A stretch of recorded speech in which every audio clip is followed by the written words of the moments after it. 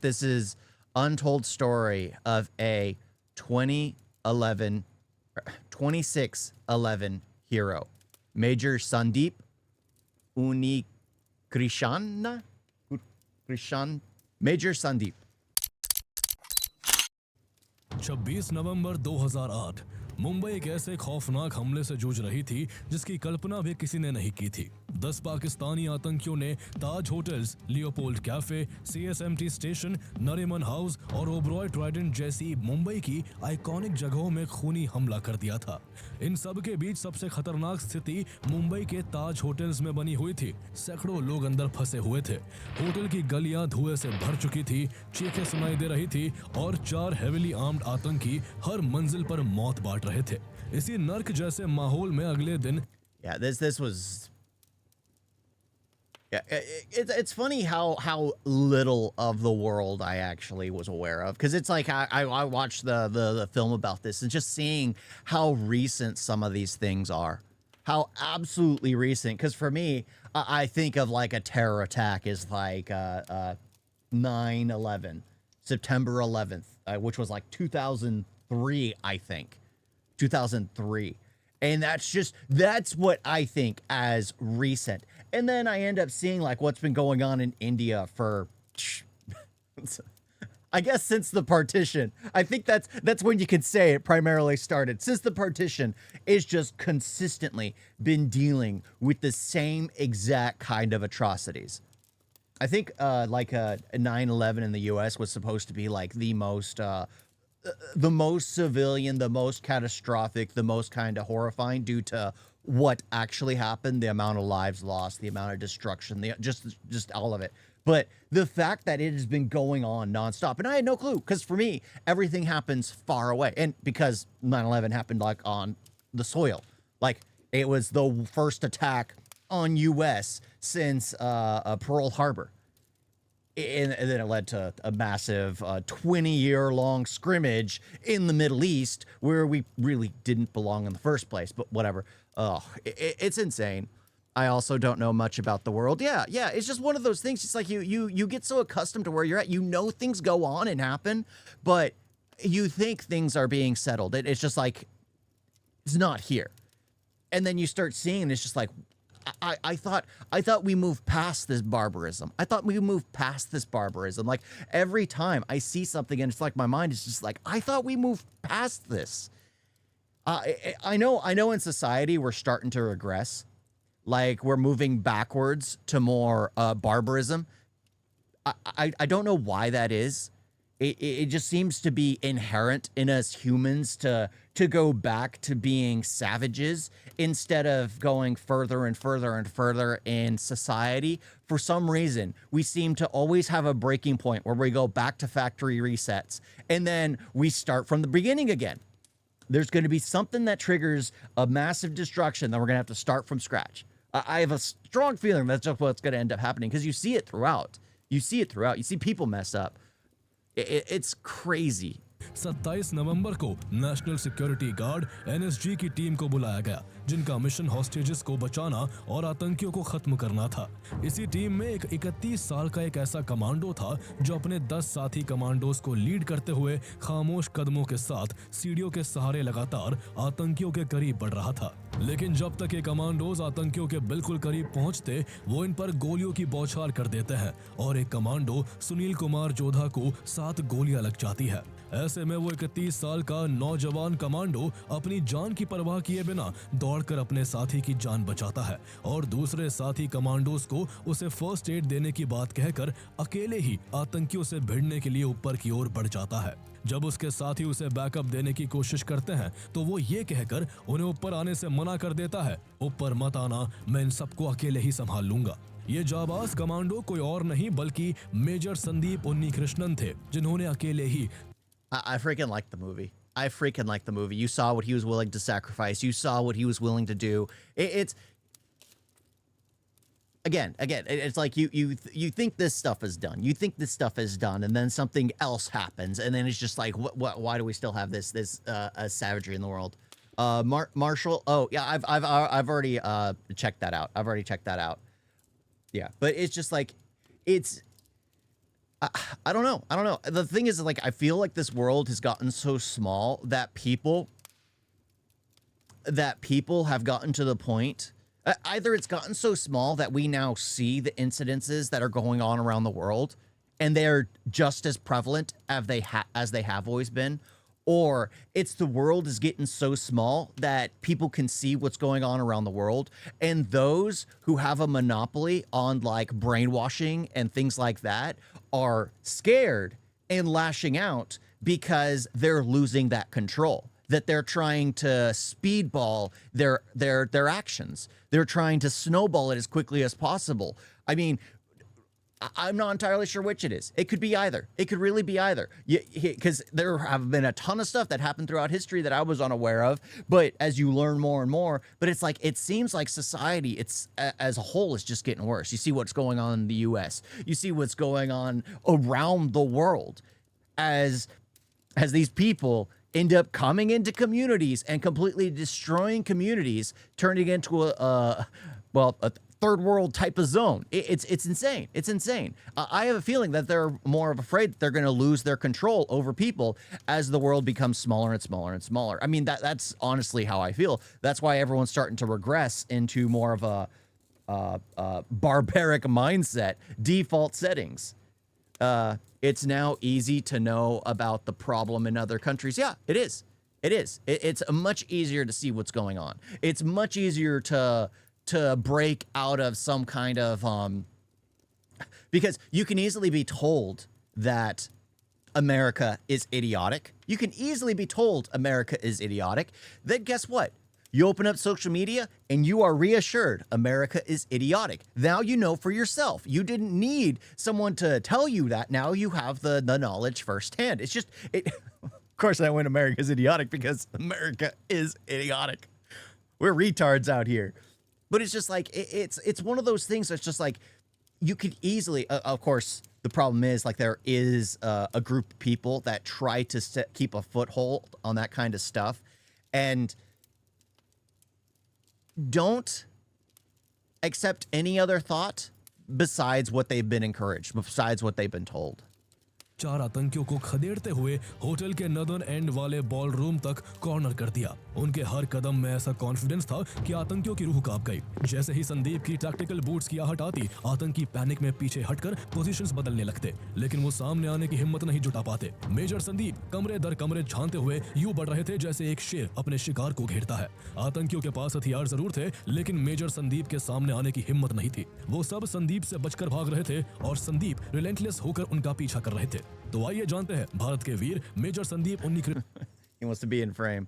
It's not just it's not just world, but peaceful communities, community, because they are written in their book that their God will be pleased for them for killing non-believers. Yes. It all the what is it in kafirs, right?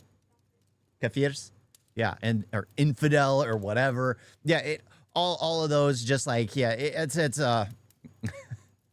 yeah, I have the oh, someone came to join me. I have the Quran right behind me. It's just like one of those things, just like you need to know exactly what is said. And there are like good people in every kind of belief. There really are those who understand, oh, it's a something for morals, it's something for guidance, but not something that they throw their whole heart and soul into, because then they're just get completely brainwashed at that point. Becomes completely brainwashed. Krishnan की पूरी कहानी, कैसे उन्होंने अपने दम पर ताज hotels के अंदर आतंकियों की कमर तोड़ दी, कैसे एक अकेला कमांडो 4 ट्रेंड आतंकियों पर भारी पड़ गया, और आखिर में मेजर संदीप उन्नीकृष्णन के साथ क्या हुआ। Mumbai faced one of the worst terror attacks in India's history. Splitting into teams, they opened fire and set off explosions at Chhatrapati Shivaji Terminus, the Taj Mahal Palace, and Trident Hotels. And the fact that these news reports, they should have been delayed. There should have been an airing delay, at least a minute. There has to be, like, so so everyone watching on YouTube, guess what? I believe you're like a minute behind, because YouTube has in its system things for trigger words, things for certain kinds of audio cues, things for like that. So that way it can cut off the notification if something's going out. those on Twitch and Kick get something with, I think it's like a second or two delay.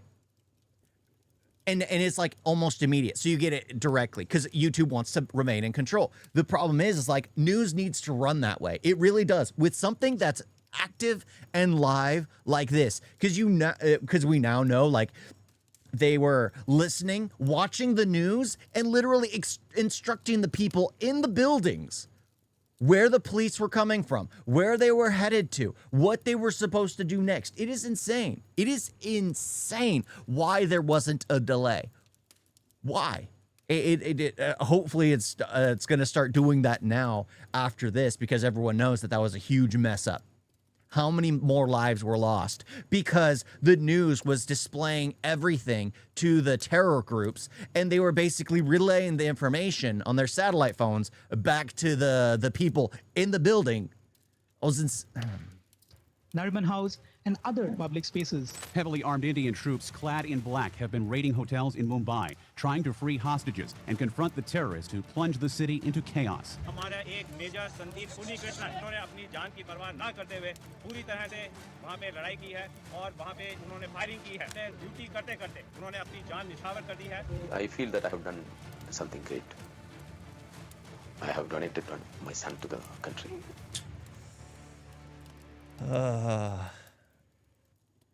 Hearing the father say that is just, that's tough. That's tough.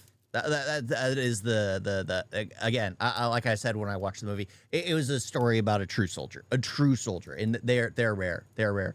People did not think that time, but now they get banned for some time. Okay, yeah, that makes sense. There has to be a delay.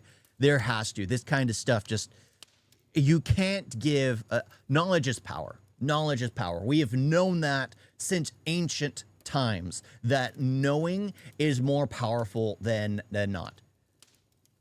It just got to, the less knowledge you can allow your enemy to know, the better. Just the better.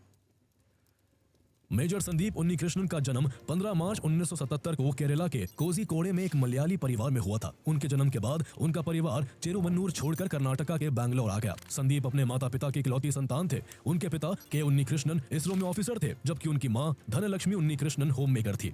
Sandeep जब थोड़े बड़े हुए तो उनका admission Frank Anthony public school में करवा दिया गया। यहाँ उनकी गिनती स्कूल के सबसे टैलेंटेड स्टूडेंट्स में होती थी और वो अपनी पढ़ाई के साथ साथ स्पोर्ट्स कैपेबिलिटी के लिए भी जाने जाते थे। उन्हें बचपन से ही पेट्रियोटिक मूवीज देखना बहुत पसंद था और इन्हीं फिल्मों से वो इतना इंस्पायर हुए कि उन्होंने तय कर लिया कि वो बड़े होकर इंडियन आर्मी में जाएंगे। Or giving wrong information? Yes. Like I know that's what so like the CIA, a lot of intelligence agencies, most of their job is misinformation. They try to get people in correct locations that can have misinformation. It's not always about getting information on what the enemy is doing, because if you're like let's say America's at the top, you don't care what the enemy is doing. You like to understand, but you want to not let them know what the US is doing. Look at what was going on in Venezuela. You weren't we never explained how he knew that the drugs, the fishing vessels were filled with drugs. Why would we? Knowledge is power, but you do let loose a few things. You have to, and you can use a lot of misinformation to make them assume one thing. Sandeep में बचपन से ही एक मजबूत protective instinct थी। वो हमेशा कमजोर और छोटे बच्चों के लिए खड़े रहते थे और ये ट्रेट आगे चलकर उनके सेल्फलेसनेस का आधार बना। वो हमेशा अपने देश को जीतते हुए देखना चाहते थे, इसलिए जब भी इंडिया किसी स्पोर्ट्स में मैच जीतता तो वो जमकर खुशियां मनाते और जब देश हार जाता तो पूरे दिन इसका गम मनाते। बचपन में लगी देश प्रेम की आदत उम्र बढ़ने के साथ एक दीवानगी में बदल गई और संदीप ने अपने बाल एक फौजी की तरह कटवाना शुरू कर दिया था।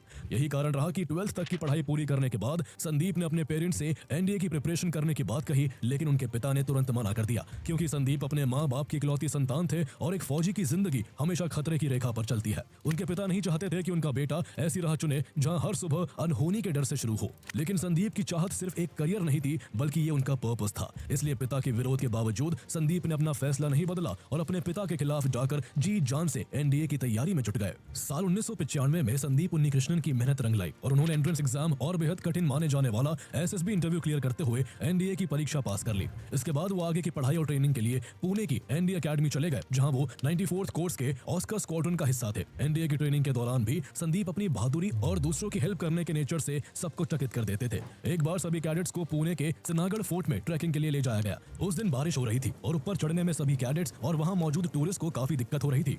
संदीप सबसे आगे चल रहे थे और आगे बढ़ते हुए एक कुएं तक पहुंच चुके थे। इस दौरान सभी कैडेट्स थक कर चूर हो चुके थे और प्यास से उनका गला सूख रहा था। ऐसे में इंस्ट्रक्टर ने कुछ मिनट का वाटर ब्रेक दिया। दौड़कर संदीप ने अपनी बोतल कुएं में डाली और पानी भरकर जैसे ही पीना चाहा, एक टूरिस्ट ने अपनी खाली बोतल उनकी ओर बढ़ा दी। संदीप ने अपनी प्यास भूलकर तुरंत उस टूरिस्ट के लिए पानी भर दिया। लेकिन ये सिलसिला यही नहीं रुका। वहां कैडेट्स के अलावा कई टूरिस्ट मौजूद थे और धीरे धीरे कई और टूरिस्ट पानी भरवाने के लिए लाइन में लग गए। संदीप बिना एक घूंट पानी पिए हर किसी को पानी भरकर देते रहे। इंस्ट्रक्टर को इस बात का पता नहीं था और कुछ ही देर बाद उन्होंने आगे बढ़ने की सीटी बजा दी और संदीप बिना कोई शिकायत किए तुरंत आगे बढ़ गए। ये छोटा सा इंसिडेंट ही ये बताने के लिए काफी है कि वो दूसरों की मदद के लिए अपनी जरूरतों को भूल जाते थे। एनडीए के ग्रीन हॉर्न और रोवर्स कैंप में भी संदीप ने So he was always like thinking of others, always putting others first, always.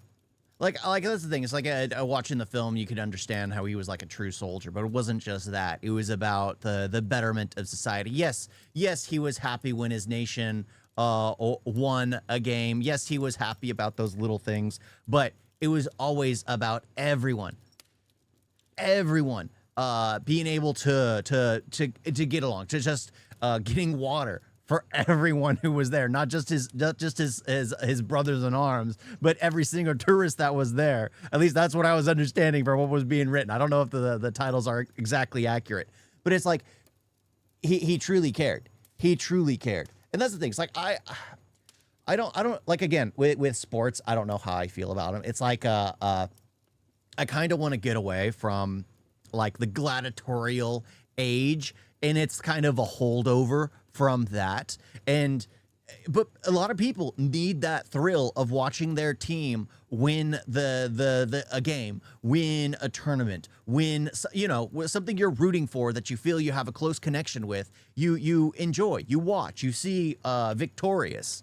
There's a psychological component to that. There really is. I watched a video on that aspect, but it's like there's something about that, and you can never truly get rid of that. You can't. But in some cases, like in LA, it turns into absolute violence. It really does. It really does. But the fact that he cared at the same time for everyone else, even though, sure, he felt hurt when his team didn't win, he was depressed. Yeah. And he becomes a soldier. Because if only there was like that where we competed, like, again, we do compete with nations in the Olympics. We really do. That's kind of how we show, like, oh, we're better at swimming. Oh, we're better at running. Oh, we're better at, I guess, the Winter Olympics is going on. We're better at skiing or whatever, sledding or whatever the things are. You get to tote around a gold medal, even though nobody really watches that stuff. But at the same time, it's just like, I would rather that be our vice for competing with other nations than war. Yes, there would always be a place for soldiers, as long as there are borders, as long as there's separation between nations, as long as there's no one world mind, that there would always be necessities for soldiers. But the problem is, there has to be, I would honestly rather it if people competed over their sports, over the FIFA World Cup. Like that's where everyone competed. It's like, yes, we're the winners for the next 4 years, that kind of thing. Indian Christians acknowledge that their ancestors were Hindus, but Muslim claim that they were Turkish blood, that they have Turkish blood. Of course, they all come from one location. They're all, yeah, of course they do. Of course. Yeah, most people, it's just like, you're supposed to be accepted into a faith, and you don't hate where you come from. You just, my family changed over time. What will you say, Levi? What's the American national interest right now is? I have no clue. I have no freaking clue. Because as for people, as for sports, as for there's so many things that go on there. It's because honestly, right now there's an overflow of narcissism. The honest thing is, that's what you see on social media. The problem is, the majority, most people are just interested in their day-to-day, making enough to live. That's it. That's it. The majority of people in the US just work to make enough to live. They're not on social media. They're not doing all this extra stuff. They're not flaunting their lifestyle. They're not doing any of that because there's nothing for them in that. I have 4 brothers, and I am the only one doing social media. And I'm only doing that because I'm trying to do that. Let's be honest. I'm trying to do that because I just wanted to get out there. I just wanted to get out there. So I would say the majority of American national interest right now would just be the people. Would just be the people, keeping the people safe. Keeping the people safe. Like the number one thing should be, well, getting out all the criminals, which includes the politicians. Which absolutely includes the politicians. Those politicians should not be in office. They should be in prison for the rest of their days. That's just it. So citizens are just wanting to survive this world. So as a country, what's the view? As a country, yeah. Well, again, it's the citizens. Like for me, it's like we need to get out the illegal immigrants. We need to close off the borders. We need to have visa reform. We need to arrest all these criminal politicians, all these criminal CEOs, all these criminal world leaders. We just have to do something with these people. We do. We absolutely do. I have more foreign DNA than your average Muslim from Old City. Of course. Yeah, I have a ton of foreign DNA. दिखाया कि थकना उनकी dictionary में नहीं है। NDA की training के दौरान जब भी 15 किलोमीटर क्रॉस कंट्री नाम की लॉन्ग डिस्टेंस फुट रेस आयोजित होती तो आखिरी 500 मीटर में केवल वो ही दौड़ते नजर आते थे। इस दौरान उनके जोश को और बढ़ाने के लिए ट्रैक के किनारे खड़े कैडेट्स, इंस्ट्रक्टर्स और जूनियर्स तालियां बजाते हुए एक साथ उनका नाम उन्नी उन्नी उन्नी कहकर पुकारते। ये निकनेम उन्हें उनके सरनेम के पहले हिस्से उन्नीकृष्णन से मिला था। एनडीए में लगभग हर कोई उन्हें इसी नाम से बुलाता था और इसी नाम ने एनडीए के मैदानों पर उनके जुनून, डिसिप्लिन और नेवर गिव अप एटीट्यूड को एक पहचान दे दी थी। एनडीए में 3 साल की कठोर ट्रेनिंग के बाद उन्होंने अपना ग्रेजुएशन पूरा किया। इसके बाद वो आगे की ट्रेनिंग के लिए देहरादून की इंडियन मिलिट्री एकेडमी आईएमए गए और 1 साल की मिलिट्री ट्रेनिंग ली। आईएमए से पास आउट होने के बाद जुलाई 1999 में केवल 22 साल की उम्र में संदीप उन्नीकृष्णन को बिहार रेजिमेंट की 7th बटालियन में लेफ्टिनेंट के रूप में कमीशन मिला। जिस समय उनको कमीशन मिला, भारत और पाकिस्तान के बीच कारगिल वॉर चल रहा था। भले ही 26 जुलाई 1999 को वॉर ऑफिशियली खत्म हो गया, लेकिन एलओसी पर हालात अब भी बेहद टेंस थे। फॉरवर्ड पोस्ट पर लगातार फायरिंग होती थी और इन्फिल्ट्रेशन अटेम्प्ट्स जारी थे। इसी माहौल में संदीप को पहली बार असली कॉम्बैट का अनुभव मिला। ऑपरेशन विजय के दौरान उन्होंने फॉरवर्ड एरिया में तैनाती के दौरान लगातार एनिमी आर्टिलरी और स्मॉल आर्म्स फायर झेली और यही से उनकी ग्रिट और कामनेस सबके सामने आने लगी। लेकिन युवा लेफ्टिनेंट संदीप उन्नीकृष्णन की असली परीक्षा 31 दिसंबर 1999। That's where you know if you truly have what it takes to be a soldier, when you're on the front lines, because you can go through training, you can develop your body to go through all the rigorous types of environments in the in the coldest colds or in the hottest summers or in the hottest deserts. You can adapt your bodies to all those things, but if you don't conquer your mind first, which is what a true soldier needs to do, they have to know that their life can be lost at any moment. They have to know. And the problem is most people don't have that kind of mindset. They don't. Most people just go every day, just like in law enforcement. Most people just show up to work in like law enforcement. Not most people. A lot of people show up to work to just get their paycheck. They don't actually want to do the grind. They don't actually want to be a real officer. They don't actually want to be a real soldier. They don't actually want to be a real peacekeeper. They just are there for a paycheck or due to respect or how they're viewed or because their father did something similar. A lot of that is inherent in people. It's just like with animals where you instinctively do what your parents do. Yeah.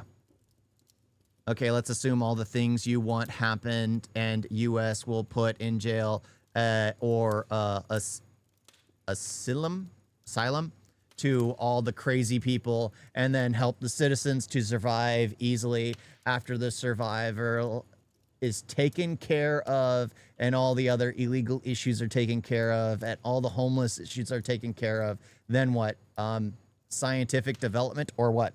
It honestly depends. It honestly depends because, again, is it the nation's job to further scientific development or is it people's job? That's the thing. It's like most revolutionary ideas happen because of individuals, not because of a nation. a nation really has nothing to do with it. I mean, sure, war can lead to massive innovations, but most massive innovations were done by individuals. So it wouldn't be the fact is like if everything's great, well, I guess it would just be a hunting for the next bright mind. If the people could easily develop their mind and grow however they want to, revamp the entire educational system in the U.S. because it's absolute garbage. That's literally it. Because again, most innovations that have happened throughout time have happened due to one person, you know, having something in their head or wanting to do something differently or seeing a possibility that nobody else saw. It's not government policies or anything like that really develop a mind. It just gives you a chance to find them easier. Honestly, if I was to say, like, so if all the problems are gone, well, maybe they could start scanning schools or things like that for who is outside of the mold that can be put into like what is it called? A think project or a think. Crap, there's a word for it. There's a word for it. For like those who plan for the future. की रात हुई उन्हें 6 जवानों की एक team के साथ LOC के नजदीक एक ऐसी पोस्ट एस्टैब्लिश करने का मिशन सौंपा गया जो दुश्मन की पोजीशन से सिर्फ 200 मीटर की दूरी पर थी। पाकिस्तानी पोजीशन से हेवी ऑपोजिशन मिल रहा था, लगातार फायरिंग हो रही थी और हालात बेहद भयानक थे। इसके बावजूद संदीप पीछे नहीं हटे, उन्होंने अपनी टीम को क्वाइटली लीड किया, हर कदम सोच समझकर आगे बढ़ाया और भीषण फायरिंग के बीच भी अपने जवानों का मोराल ऊंचा बनाए रखा। उनकी लीडरशिप का नतीजा ये हुआ कि बिना किसी कैजुअलिटी के उन्होंने सक्सेसफुली उस स्ट्रेटेजिक पोस्ट को एस्टैब्लिश कर लिया। ये उनकी एक्सेप्शनल करेज और कॉम्बैट रेडीनेस का बड़ा एग्जाम्पल था। उनके सीनियर ऑफिसर्स को उसी समय महसूस हो गया था कि ये लड़का आगे चलकर देश के लिए बड़ा नाम कमाएगा। कारगिल वॉर में संदीप के पोटेंशियल को देखते हुए उन्हें प्रमोट करके कैप्टन बना दिया गया। कुछ साल तक देश को सर्व करने के बाद उन्हें कमांडो ट्रेनिंग कोर्स घातक कोर्स के लिए चुन लिया गया और ट्रेनिंग के लिए कर्नाटका के बेलगाम भेज दिया गया। ये इन्फेंट्री के लिए सबसे चैलेंजिंग और एलीट कोर्सेज में से एक माना जाता है, जहां कमांडो को करीब 20 किलो वेट के साथ 40 किलोमीटर का स्पीड मार्च केवल 6 घंटे 10 मिनट में पूरा करना होता है। इस दौरान रास्ते में कई प्रकार के ऑब्स्टेकल्स का भी सामना करना पड़ता है। इस ट्रेनिंग में कमांडोज को पानी में भी वॉर लड़ने के लिए तैयार किया जाता है। खास बात यह थी कि संदीप को एक्वाफोबिया था, यानी उन्हें पानी में जाने से डर लगता था, लेकिन उन्होंने इसे देश प्रेम के आगे आड़े आने नहीं दिया और ट्रेनिंग के दौरान स्विमिंग सीख ली। आखिर में कैप्टन संदीप उन्नीकृष्णन ने इस कोर्स को टॉप किया और उन्हें I like that. He proved that he had the qualifications, so they put him through even more rigorous training in order to become more of a promoted officer, more of a commando, more of a specialist. Instructor grading के साथ commendation प्राप्त हुई। वो इतना passionate थे कि उन्होंने इस घातक कोर्स को एक नहीं बल्कि 2 बार पूरा किया था। घातक कोर्स के बाद उन्होंने गुलमर्ग के हाई ऑल्टीट्यूड वॉरफेयर स्कूल से भी ट्रेनिंग ली। इसके बाद उन्हें सियाचिन, जम्मू एंड कश्मीर, हैदराबाद और राजस्थान में इंडियन आर्मी को सर्व करने के लिए भेजा गया। इस दौरान उन्होंने 2002 में भड़के गुजरात राइट्स के समय भी अपनी ड्यूटी निभाई और गुजरात जाकर शांति बनाए रखने में महत्वपूर्ण योगदान दिया। कई स्टेट्स में ड्यूटी करने के कारण संदीप को 5 लैंग्वेजेस आती थी और उन लैंग्वेजेस के मजाकिया शब्दों से उन्हें खास लगाव था। उनके एक्सीलेंस को देखते हुए साल 2005 में उन्हें मेजर के पद पर प्रमोट कर दिया गया। जैसे जैसे संदीप उन्नीकृष्णन की रैंक बढ़ती गई, वैसे वैसे उनकी बहादुरी के किस्से में भी इजाफा होने लगा। चाहे जंगलों में काउंटर इंसर्जेंसी पेट्रोल हो या पहाड़ों पर high altitude missions, Sandeep Unnikrishnan हर ऑपरेशन में ऐसा परफॉर्म करते कि सीनियर ऑफिसर भी चौकन्ने होकर देखते। उनका अंदाज सीधा था कि रिस्क लो, टीम को प्रोटेक्ट करो और मिशन जीत के साथ पूरा करो। यही कारण था कि यूनिट में हर जवान उनके साथ ऑपरेशन पर जाने के लिए खुद को लकी समझता था।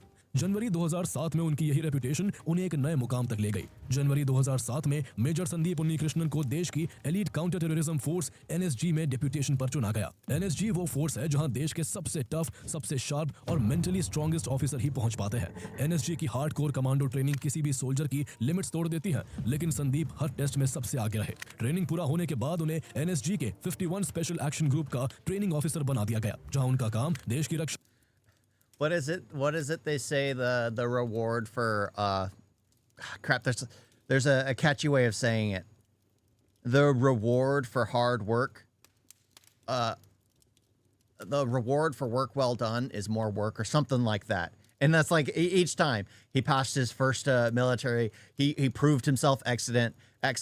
So he went to a boot camp and got even more training. And then he proves himself still to excel. And then they put him in through more rigorous training. And then again, he's proving to excel. He just keeps getting passing all these regimented trainings. के लिए commandos तैयार करना था। इस दौरान major Sandeep कई counter insurgency operations का भी हिस्सा रहे और अपनी कॉम्बैट स्किल से सबको प्रभावित किया। एनएसजी में संदीप ने करीब 2 साल तक देश की सेवा की और फिर 26 नवंबर 2008 का वो मनहूस दिन आया जब मुंबई पर एक भयानक आतंकी हमला हुआ और संदीप उन्नीकृष्णन को देशवासियों की रक्षा के लिए मुंबई जाना पड़ा। 26 नवंबर 2008 की शाम मुंबई हमेशा की तरह तेज और अपनी ही धुन में मस्त थी, लेकिन उसकी ये रफ्तार तब थम गई जब मुंबई को दहलाने के लिए आम कपड़ों में हथियारों से लैस 10 पाकिस्तानी आतंकी दो के ग्रुप में डिवाइड होकर CSMT railway station, Taj Mahal palace hotel, Leopold cafe, Oberoi Trident hotel और नरीमन हाउस की ओर हमला करने निकल पड़े। धमाकों और अंधाधुन गोलीबारी की शुरुआत छत्रपति शिवाजी महाराज टर्मिनस से हुई, जहां सिर्फ 1 घंटे की फायरिंग में 2 आतंकियों ने 58 लोगों की जान ले ली और 104 लोगों को बुरी तरह घायल कर दिया। इसके बाद लियोपोल्ड कैफे में आतंकी हमला हुआ, जहां आतंकियों ने कई राउंड फायरिंग करके कई विदेशी और भारतीय नागरिकों की जान ले ली। लियोपोल्ड कैफे को टारगेट करने के बाद दोनों आतंकी ताजमहल पैलेस होटल की ओर बढ़े, जहां पहले से ही उनके 2 गैंग मेंबर्स भारी तबाही मचाने के इरादे से मौजूद थे। मुंबई का 100 से भी ज्यादा साल पुराना ताजमहल पैलेस होटल एक ऐसी आइकॉनिक जगह है जहां हमेशा बड़े बिजनेसमैन, क्रिकेट प्लेयर, सेलिब्रिटीज और फॉरेन डेलीगेट ठहरते हैं और इसलिए चारों आतंकियों का मोटिव किसी बड़े बिजनेसमैन या फॉरेन डेलीगेट्स को हॉस्टेज बनाना था ताकि इसके सहारे वो इंडियन गवर्नमेंट से नेगोशिएट कर सके। इसलिए 2 आतंकी होटल के 5th फ्लोर पर अटैक करते हैं, क्योंकि 5th फ्लोर पर बिजनेस सेंटर था और उन्हें लगा था कि इस फ्लोर पर उन्हें कोई ना कोई बड़ा आदमी जरूर मिल जाएगा। लेकिन जब उन्हें कोई ऐसा आदमी नहीं मिला तो दोनों आतंकी कमरे की चादरों और पर्दों में आग लगा देते हैं और रूम को लॉक करके ताज होटल्स के 6th फ्लोर पर अपना कंट्रोल रूम बना लेते हैं। वहीं दूसरी ओर 2 आतंकी इसी होटल के ग्राउंड फ्लोर पर तबाही मचाना शुरू कर देते हैं और जो भी उनके रास्ते में आता है उसे गोलियों से भून देते हैं। ऐसे में कुछ ही घंटों में Yeah, seeing the actual footage because they had the cameras in there. That's why Advitya call the world Maya. If you get and engage into it, you will get more deeper in like the puzzle until you see inward. Maya, I guess. Yeah. In the end, well, hopefully the world will level itself out. Maybe what we need is a common enemy. Let's cross our fingers and hope for the alien Aryans to come and attack us. Then we can have world peace. Let's hope. Check the Discord. I might add a few things from the Discord, but I have a long list set up right now. Taj hotels में 32 मासूम लोग अपनी जान गंवा देते हैं, जबकि सैकड़ों लोगों को आतंकियों द्वारा हॉस्टेज बना लिया जाता है। इधर मुंबई की दूसरी जगहों पर भी आतंकियों ने कत्लेआम मचा रखा था। Penguin will understand it. Of course she will. Of course. Let's be honest. She's the brains. I am just the idiot here. I'm just an idiot, okay? I like to have my fun. I like to speak my piece. And that's about it. My wife, she's the genius. She's the pretty one. She's everything. And I am just the idiot, okay? I'm the village idiot. There's nothing wrong with that. Kasab और इस्माइल नाम के 2 आतंकियों से मुकाबला करते हुए ATS chief Hemant Karkare सहित कई पुलिसकर्मी शहीद हो चुके थे। हालांकि इसके बावजूद assistant sub inspector Tukaram Ombale अपनी जान Yes, I need assistant. I really do. Yeah, hopefully. Maybe tomorrow. We'll see. If I can talk her into it. पर खेलकर दोनों आतंकियों का रास्ता रोकते हैं। ऐसे में आतंकियों में से एक गुस्से में उनके शरीर में 23 गोलियां दाग देता है और वो वहीं पर शहीद हो जाते हैं। लेकिन उनकी इस शहादत के कारण एक आतंकी मारा जाता है और दूसरा आतंकी कसाब जिंदा पकड़ लिया जाता है। हालांकि इसके बाद भी 8 टेररिस्ट 3 जगहों पर कब्जा जमाए हुए थे। 2 आतंकी ओबरॉय ट्राइडेंट होटल में, 4 आतंकी ताज होटल्स में और 2 आतंकी नरीमन हाउस को अपने कंट्रोल में लिए हुए थे। ऐसे में महाराष्ट्र गवर्नमेंट फुल्ली एक्टिव होती है। सबसे पहले मार्कोस यानी मरीन कमांडोज को इस टेरर अटैक को हैंडल करने के लिए भेजा जाता है, जो जल्द ही ताज होटल से 150 और ओबरॉय ट्राइडेंट होटल से 200 लोगों को सुरक्षित रेस्क्यू कर लेते हैं। लेकिन दोनों ही जगहों पर अभी भी कई लोग फंसे हुए थे जो किसी भी पल आतंकियों के निशाने पर आ सकते थे। इसी बीच सेंट्रल गवर्नमेंट की ओर से 200 एनएसजी कमांडोज की टीम को भी हॉस्टेजेस को निकालने और आतंकियों को ढेर करने के लिए दिल्ली से मुंबई भेज दिया जाता है। एनएसजी कमांडोज मुंबई पहुंचकर सबसे पहले मुंबई पुलिस और मार्कोस से अटैक रिलेटेड सारी इंफॉर्मेशन गैदर करते हैं और 3 टुकड़ियों में बंटकर ताज होटल्स, ओबरॉय ट्राइडेंट होटल और नरीमन हाउस की ओर रवाना हो जाते हैं। इसी के साथ See, this is why I'm a firm believer in firearm safety, like people having the right to own their own. that's the thing is like there have been cases in the U.S. where people have gone out and tried to do a heinous act, and then it's like the old man sitting in the restaurant will pull out a gun and start gunning down the person who came in trying to rob the place because, well, of course he's carrying, or it's a retired officer, or there is like a lot of cases where this would, of course, you also get a ton of like crazy people in the U.S. because in the end, like crazy people will always get a hold of firearms. That's the thing. Like those criminals, the ones who terrorized Mumbai, they had firearms. How? Well, because you can always get a hold of firearms illegally. I believe like there should be people, and again, you shouldn't qualify. It should be like a driver's test. You should not be qualified to drive a vehicle. Guess what? If you don't have a license to do so, you should not be qualified to purchase a weapon. Guess what? If you don't understand the rules to owning a firearm, it's a tool, just like a car is a tool, just like a hammer is a tool, just like a power drill is a tool. All these things are tools that you need to know how to operate. You need to know like you're not going to pull out a power drill and use it towards towards somebody. That's just ridiculous. It's like a lot of this stuff is like a lot of people just never truly learn. That's why I always talk about like fire safety when I see it in a film where they're not handling the firearms true, because it's like a lot of people don't know. I was lucky enough to grow up in a family where firearm safety was something we learned at a young age because my mother was in law enforcement, so they were here in the house. So we learned it at a very young age. Sure, we like to play cops and robbers and things like that, but you need to know it is a tool. It is absolutely a tool, and it needs to be utilized and used for what it's meant to be. Some people think of it as a tragedy, but I see it as we let this happen despite clear signs of neighbor being weak and unserious enough to let incident like this happen is our fault. Exactly. Especially when India had the knowledge that these kinds of things were being planned out. Not the exact thing, but actual attacks. Like, that's why I'm all for a nation that, oh, wait, why'd you go and do this when... Yeah, intelligence failure, absolutely. It's like, why'd you go and... Like, again, that's why with, like, Maduro being kidnapped. And sure, we're doing a regime change, but at least we're being honest about it. But at the same time, it's making the people happy, and it's a preemptive strike to prevent, well, hopefully something else happens. So I'm just like, maybe they knew something I didn't. Because the government and intelligence agencies, they always know more, and they shouldn't tell the people everything. Sadly, as much as I would like transparency, there are some things that the people shouldn't be aware of. That's just the way it is. You just want to know that the government has your best interest at heart. That's what you want to believe. Yeah. How much we respect rules. I think it's better not to get a firearm for 5 through 6 years. Yeah. That's the thing. It's just like you need to treat that with respect because it is a tool. It is a tool. And that's the thing. You need to treat firearm with respect. It absolutely is. I mean, at a young age, I knew. It got to the point where even a toy gun, me and my brothers would never point them at each other unless we're like playing a game like with water pistols or something. We wouldn't even point them at each other because you just don't. You just don't. Know your enemy is essential. You never negotiate with your enemy. You stop them permanently.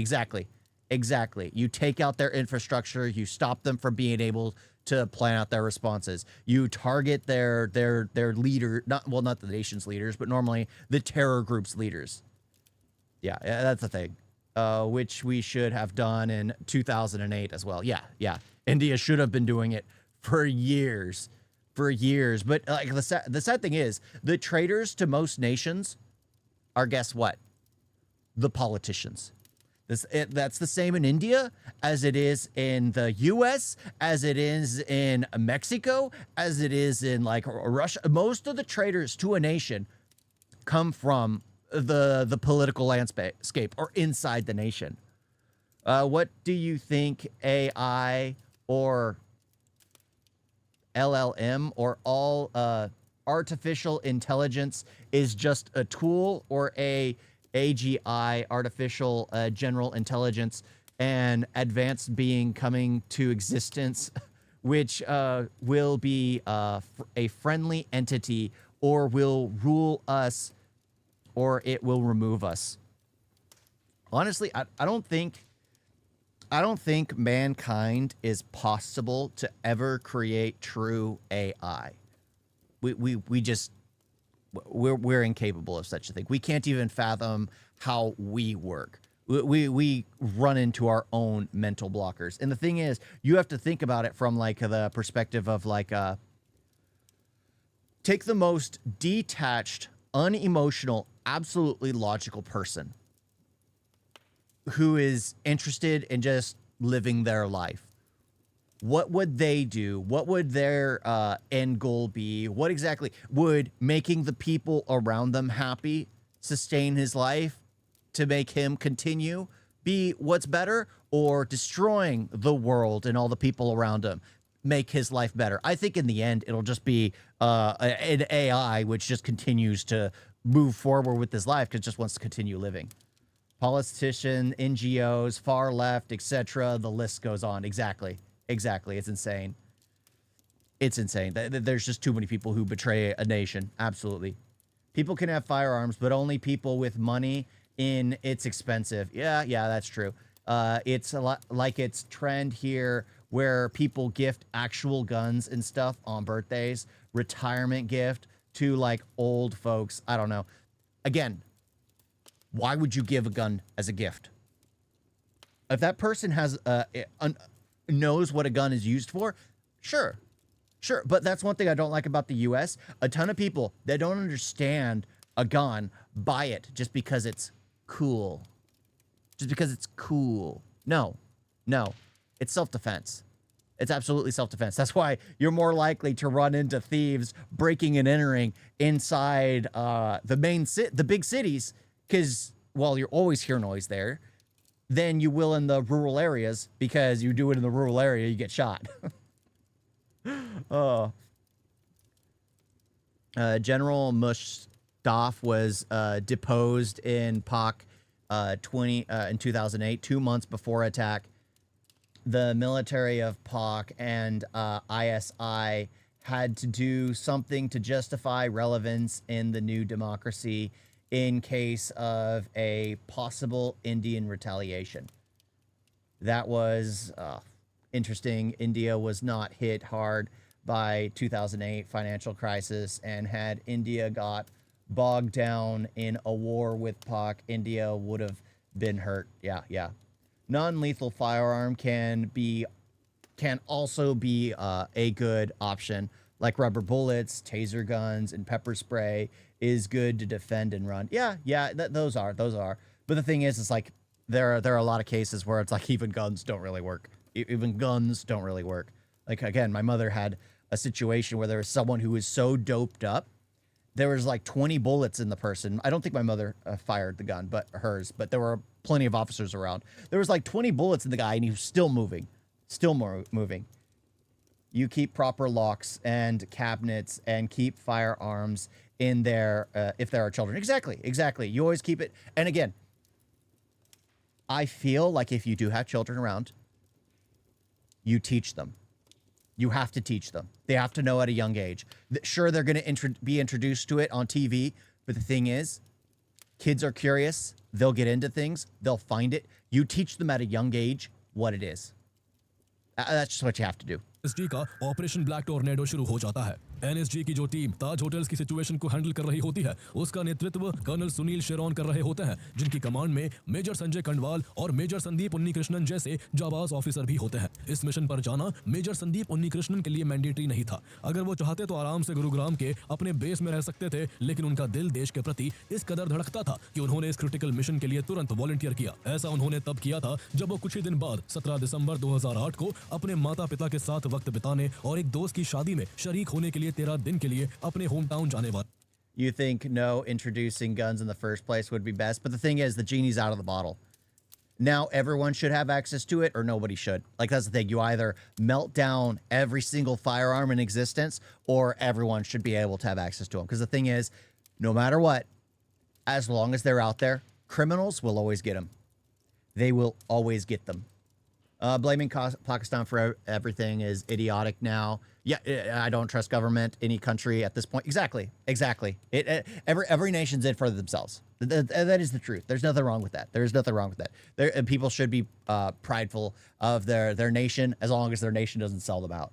थे कुछ दिन पहले ही उनके पिता इसरो से retire हुए थे और वो अपने बेटे को याद किया करते थे, लेकिन एनएसजी में व्यस्तता के चलते वो लंबे वक्त से घर नहीं जा पाए थे। पर अगले महीने छुट्टी की खबर सुनकर उनके माता पिता की खुशी का ठिकाना नहीं रहा था। लेकिन जैसे ही संदीप उन्नीकृष्णन को मुंबई अटैक के बारे में पता चला, उन्होंने अपने माता पिता से मिलना और दोस्त की शादी सब कुछ भुला दिया। उन्होंने सिर्फ एक बात सोची कि इस वक्त देश खतरे में है, आखिर मैं कैसे पीछे रह सकता हूँ। इस तरह संदीप उन्नीकृष्णन भी बाकी एनएसजी कमांडोज के साथ मुंबई पहुंच जाते हैं और उन्हें 10 कमांडोज की एक यूनिट का कमांडर बना दिया जाता है। उनकी टीम में सुनील कुमार जोधा, मनोज कुमार, बाबूलाल, किशोर कुमार और सुनील कुमार यादव जैसे हाईली मोटिवेटेड कमांडोज शामिल थे, जिनका काम ताज होटल्स में फंसे लोगों को रेस्क्यू करने और यहां मौजूद आतंकियों को जिंदा या फिर मुर्दा पकड़ने का था। यहां मौजूद आतंकियों ने ताज होटल्स के कई कमरों को आग के हवाले कर दिया था। ताज होटल्स आग की लपटों में जल रहा था और इसी आग और धुएं की वजह से कई फ्लोर्स पर कमांडोज के लिए सांस लेना भी मुश्किल हो रहा था। इसके अलावा पूरे होटल में बिजली भी कटी हुई थी, जिससे वहां अंधेरा छाया था और इस कारण कमांडोज के लिए यह अंदाजा लगाना भी मुश्किल था कि किस रूम में कितने आतंकी है, वो एग्जैक्टली कहां छिपे हैं और उनके पास किस तरह के वेपन्स है। इसके बावजूद मेजर संदीप उन्नीकृष्णन ने अपना हौसला नहीं खोया और अपने साथी कमांडोज के साथ स्टेयरकेस से होते हुए धीरे धीरे ताज होटल्स के 6th फ्लोर तक पहुंच जाते हैं। संदीप को उम्मीद थी कि आतंकी 5th या 6th फ्लोर पर छिपे होंगे, लेकिन आतंकियों को तब तक एनएसजी कमांडोज की ऑपरेशन की सूचना मिल चुकी थी और वो अपनी पोजीशन बदलकर 3rd फ्लोर पर आ दुबके थे। आतंकियों तक ऑपरेशन से जुड़ी ऐसी क्रूशियल जानकारियां पहुंचाने के लिए कोई और नहीं बल्कि इंडियन मीडिया जिम्मेदार थी। मीडिया पहले मार्कोस और फिर एनएसजी के हर एक एक्शन को लाइव टेलीकास्ट कर रहा होता है, जिस पर पाकिस्तान में बैठे आतंकियों के हैंडलर्स की भी नजर थी, जो हर एक खबर फोन के जरिए आतंकियों तक पहुंचा रहे थे।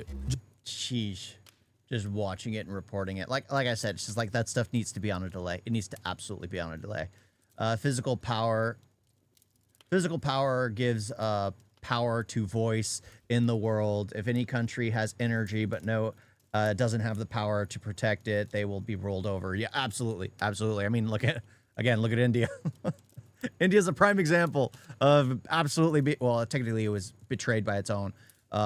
And if a country start to make physical power, they will get attacked by the big and stop empowering. Yeah, exactly. Again, look at India. They were trying to create a nuclear power for themselves, and America was trying to stop them. Again, it just, no matter what, it's just all trying to catch up. तो major Sandeep Unnikrishnan को 6th floor पर आतंकी नहीं मिले तो वो अपनी team के साथ नीचे उतरने लगते हैं। उन्हें 5th फ्लोर पर कुछ हॉस्टेजेस मिलते हैं, जिन्हें वो वहां से सुरक्षित जगह पहुंचा देते हैं। इसके बाद जैसे ही उनकी टीम नीचे उतर रही थी, उन्हें 3rd फ्लोर पर कुछ हलचल सुनाई देती है। आतंकी इसी फ्लोर के एक रूम में छिपे थे, जो अंदर से लॉक था। ऐसे में मेजर संदीप उन्नीकृष्णन की टीम उस रूम के बाहर पोजीशन ले लेती है। मेजर संदीप आतंकियों को बाहर आने के लिए ललकारते हैं, लेकिन आतंकी चूहे की तरह बिल में छुपे हुए थे। ऐसे में मेजर संदीप की टीम जोश में आकर उस रूम के गेट को तोड़ देती है, लेकिन आतंकी पहले से ही तैयार बैठे थे और जैसे ही वो गेट खुलता है, आतंकी कमांडोज के ऊपर अंधाधुंध फायरिंग कर देते हैं। इस दौरान कई गोलियां मेजर संदीप के साथी कमांडो सुनील कुमार यादव के दोनों पैरों में आकर लगती है। इससे पहले कि उन्हें कहीं और गोली लगती, मेजर संदीप तुरंत अपनी जान जोखिम में डालकर सुनील कुमार यादव को पीछे खींच लेते हैं। इन सब में आतंकियों को वक्त मिल जाता है और वो रूम के अंदर ही एक ग्रेनेड ब्लास्ट करके उस रूम से गायब हो जाते हैं।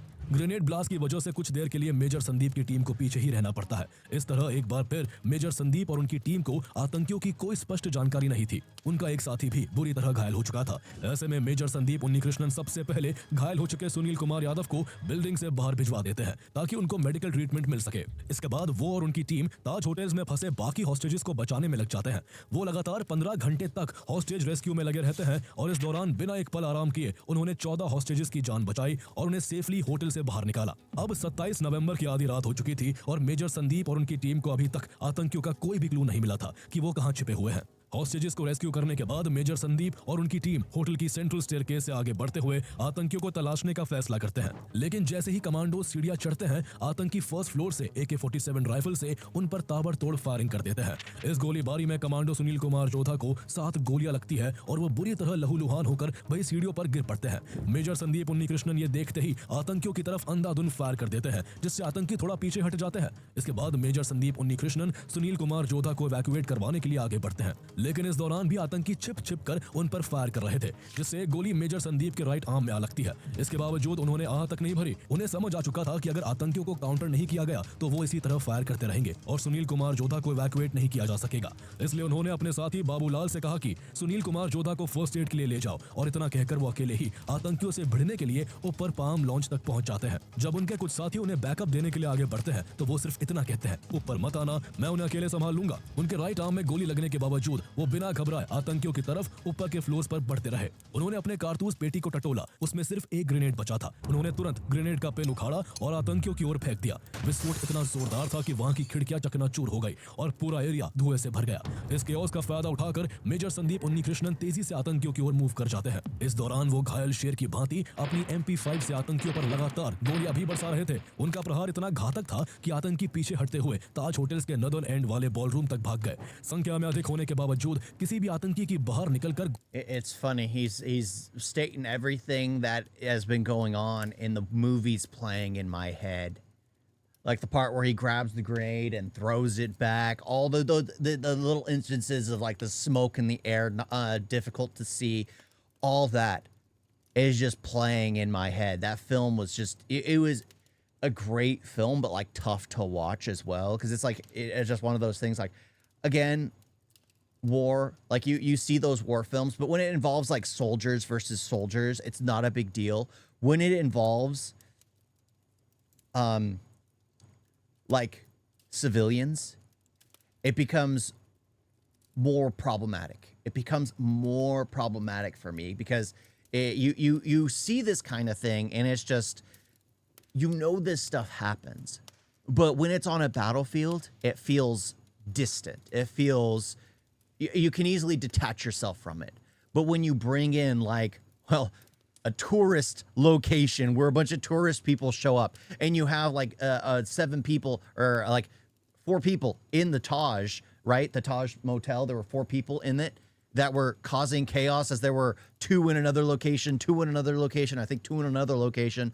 But it's just like, it makes it far more difficult to get that detached kind of analytical viewing of it, because it just feels more real when it involves real people. गोलीबारी करने की हिम्मत नहीं हो रही थी। इस दौरान मेजर संदीप ने एक आतंकी को बुरी तरह घायल भी कर दिया, लेकिन अब वो अकेले आतंकियों के बीच घिर चुके थे और वहां उनको बैकअप देने वाला कोई नहीं था। छिपकर ही सही, आतंकी भी संदीप पर गोलियों की बौछार कर रहे थे। इसके बावजूद मेजर संदीप के चेहरे पर डर की एक भी लकीर नहीं थी। ऐसा लग रहा था जैसे वो मौत से साक्षात खेल रहे हो। लेकिन एक अकेला सिपाही आखिर कितनी देर तक चारों ओर से हो रही गोलीबारी को झेल पाता। कुछ देर बाद आतंकियों ने उनके सिर पर निशाना साध कर गोली चलाई।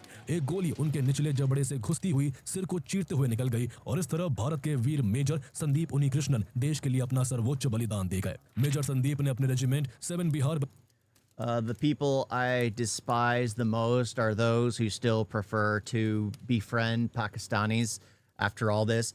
Again, I can kind of see where you're coming from. The thing is, I don't believe in that kind of mindset, because you don't want to blame a people for their, again, you don't want to blame a people for either their leadership or their criminal organizations or all this stuff, because there could be some decent people there that just can't get out. They just can't get out. They're locked in that livelihood. They're locked in there. They can never leave. So you never want to be completely blatantly painting an entire group with hatred because of what a few people do.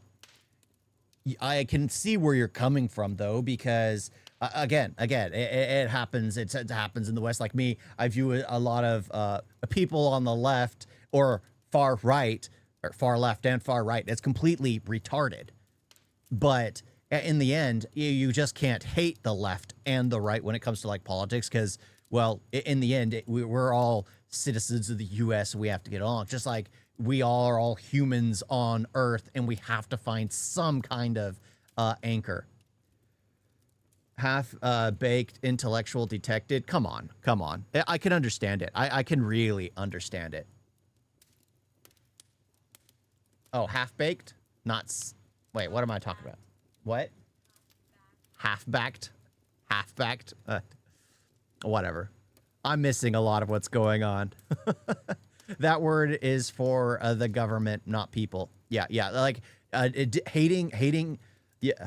Again, you can hate the government. You don't hate the people.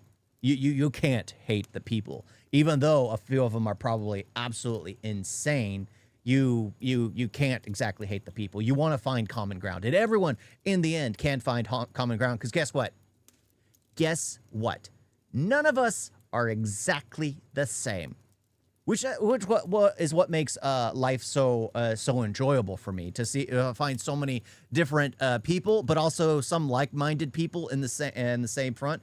And that's why I find issues with like when you bring into politics, the far left, the far right, these extremist groups, because all they do is start purity testing. Oh, why aren't you believing in this? Why aren't you believing in this? It was like, well, because nobody believes commonly on everything.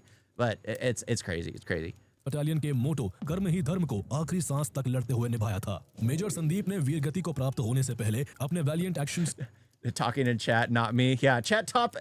It's funny because when I'm editing, I'm always seeing the chat after the fact, and I'm like, what the heck are you guys talking about right now? I'm watching this. Happens all the time. Happens all the freaking time. चारों terrorist को एक छोटे से कोने में corner कर ये ensure कर दिया था कि उनके साथी कमांडो आसानी से उन्हें न्यूट्रलाइज कर सके। अब तक एनएसजी के दूसरे कमांडोज ने ताज होटल्स के नदन साइड के सभी रास्तों पर अपना कंट्रोल जमा लिया था। अब आतंकियों की तलाश का समय था, लेकिन सबके सामने एक सवाल यह भी था कि मेजर संदीप उन्नीकृष्णन कहां है, क्योंकि काफी समय से गोलीबारी की आवाज बंद थी। ऐसे में इस पूरे ऑपरेशन के कमांडर कर्नल सुनील शरौन को मेजर संदीप की भारी चिंता सता रही थी। इसलिए वो भागकर फर्स्ट फ्लोर पर पहुंचे, जहां संदीप की आतंकियों से पहली मुठभेड़ हुई थी, लेकिन वहां उन्हें संदीप कहीं नहीं दिखे। इस दौरान एनएसजी के दूसरे कमांडोज मेजर संदीप के वॉकी टॉकी पर लगातार कॉल कर रहे थे, लेकिन वो स्विच ऑफ आ रहा था। ऐसे में सभी के दिल में किसी अनहोनी की आशंका और गहरी होती जा रही थी। तमाम आशंकाओं के बीच मेजर संजय कंडवाल कुछ कमांडोज के साथ मेजर संदीप की तलाश में थोड़ा और ऊपर बढ़े। इस दौरान सभी कमांडोज ने अपनी MP5 राइफल्स तानी हुई थी, क्योंकि उन्हें आतंकियों की ओर से रिटेलिएशन का खतरा था। अचानक उनकी नजर फर्श पर पड़ी एक बॉडी पर गई और उनके आगे बढ़ते कदम यही थम गए। वो मेजर संदीप उन्नीकृष्णन की ही बॉडी थी। उनका शरीर गोलियों से छलनी था। वॉकी टॉकी उनके सिर से कुछ ही दूरी पर बिल्कुल दुरुस्त पड़ा था, लेकिन स्विच ऑफ था। वहां एक आतंकी का खून में सना जूता छूट गया था। बॉलरूम की ओर बढ़ते हुए खून के निशान बता रहे थे कि मेजर संदीप ने भागते आतंकियों को गंभीर रूप से घायल कर दिया था। ऐसे में मेजर कंडवाल और उनके कमांडोज उन्हीं निशानों को फॉलो करते हुए ताज होटल्स के वसाबी रेस्टोरेंट की ओर बढ़ते हैं। तभी आतंकी अचानक अंधाधुंध गोलीबारी शुरू कर देते हैं, लेकिन इस बार सभी कमांडोज पूरी तरह सतर्क और तैयार होते हैं और तुरंत कई ग्रेनेड्स वसाबी रेस्टोरेंट की ओर फेंक देते हैं, जिससे वहां भयानक आग लग जाती है। जान बचाने के लिए आतंकी सीढ़ियों की तरफ भागते हैं, लेकिन कमांडोज उन्हें मौका नहीं देते और चारों आतंकियों को गोलियों से छलनी कर देते हैं। इस तरह 29 नवंबर की सुबह 8 बजे तक ताज होटल्स भी पूरी तरह सिक्योर हो जाता है। एनएसजी कमांडोज की बाकी टीम्स पहले ही ओबरॉय ट्राइडेंट होटल और नरीमन हाउस में मौजूद सभी आतंकियों को ढेर कर चुके थे। इस तरह 10 में से 9 आतंकियों का खात्मा हो चुका था और एक आतंकी अजमल कसाब जिंदा पकड़ा जा चुका था, जिसे आगे चलकर फांसी के फंदे से लटका दिया गया। 26 नवंबर की शाम को शुरू हुआ यह मौत का खेल 29 नवंबर की सुबह जाकर खत्म होता है। इस अटैक में इनोसेंट सिविलियंस, सिक्योरिटी पर्सोनेल और 9 आतंकियों समेत पूरे 166 लोगों की मौत। Though that many lives in what basically spans almost 3 days, because it was the 26th where it started, and it spans 3 days. What started the night of the 26th ended on the morning of the 28th, and it just, oh my gosh. See my comment? I see your comment. I see your comment. It's so tragic. It's so tragic. Again, I still think, for at least in recorded history, or at least in visual history, like on where it was portrayed to the world on news, I still think the Twin Towers is considered like the worst that has happened. But the fact that just a small group of people can walk in and cause this much devastation before something before it can be stopped for 3 days. For 3 days. it is insane. It is absolutely insane. Like, this is why you absolutely need more information. Need to have more intelligence. Need to have more like misinformation out there. You need to. It's just crazy. हो जाती है और 300 से ज्यादा लोग गंभीर रूप से घायल हो जाते हैं। इस तरह 60 घंटों तक सांस रोके बैठी मुंबई आखिरकार Ancient South India had no beard or patchy beards, and present day South Indians who have good beards are having North Indian ancestors, and it shows our India is mixed, and it was found when they explained ancient South Indian skulls. I know it is out of context, but still. Oh yeah, well, that's the thing. It's just like I've seen a lot of videos where they're talking about how the India has like concrete DNA evidence because there's like no mixing whatsoever. So I guess that somewhat makes sense. राहत की सांस लेती है। Situation पूरी तरह control में होने के बाद मेजर संदीप उन्नीकृष्णन के पार्थिव शरीर को सम्मान के साथ उनके होम टाउन बेंगलुरु भेज दिया जाता है। उनके फ्यूनरल में Oh अपने my gosh, I remember that in the movie. It's just like the funeral and everything is just so sad to see. So freaking sad to see. Yeah, again, I no matter what, I always have respect for soldiers. No matter what. It's one of those things where they're fighting for something they truly believed in. Like true soldiers, not heinous, mentally ill terror people. No, like an actual true soldier who's protecting his nation. Protecting his nation. Hero को अंतिम tribute देने के लिए हजारों लोग सड़कों पर उतर आते हैं और मेजर संदीप उन्नीकृष्णन अमर रहे के जय घोष से पूरा शहर गूंज उठता है। इसके बाद बेंगलुरु में ही हजारों लोगों की मौजूदगी में उनका अंतिम संस्कार फुल मिलिट्री ऑनर्स के साथ किया जाता है। 31 साल के जवान बेटे को खो देने के बावजूद उनके पेरेंट्स के उन्नीकृष्णन और धनलक्ष्मी उन्नीकृष्णन मजबूत बने रहते हैं और कहते हैं कि संदीप एक विक्टिम नहीं बल्कि एक हीरो है और हमें अपने बेटे पर गर्व है। मेजर संदीप ने अपनी शहादत की कल्पना पहले ही कर ली थी। जब उन्होंने एनएसजी ज्वाइन किया था तो अपने पिता से कहा था कि मैं कहाँ मौत नहीं मरना चाहता, मैं कुछ ऐसा करूंगा कि जब मैं इस दुनिया से जाऊंगा तो पूरा देश मुझे याद रखेगा।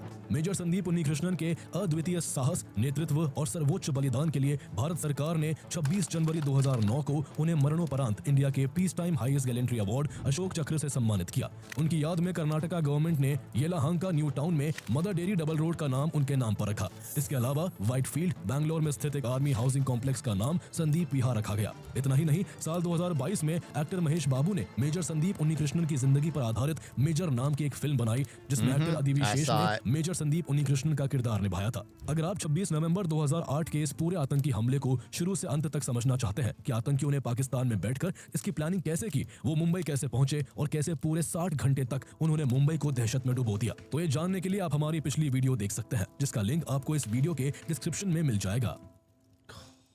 Freaking gosh. It's insane. It's insane. Oh, that's the thing. It's like that kind of stuff makes me angry at the end because you want these people like the terror organizations. You want your government going out and eradicating the heads. You want them eradicating the heads. It's just how it should be. It's just how it should be. Gosh, you guys are all having a weird kind of discussion going on. Some kind of pseudo secular, half-baked, intellectual. You guys are all going on. You guys are all going on. I have no clue what you guys are talking about. Yeah, but that's the thing. It's like I always say, I guess you guys are all arguing with somebody. But again, nobody will ever see eye to eye. Everyone has different perspectives. And again, everyone has different perspective on what center is. Everyone has different perspective on what right is. Everyone has different perspective on what left is. Everyone has different perspective on what is morally right. Everyone has different perspectives on what's morally wrong. And again, everyone's different. Everyone's different. You guys got a video?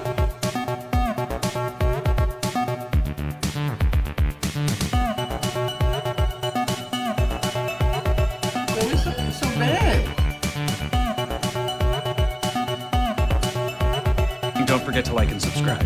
Wait like that.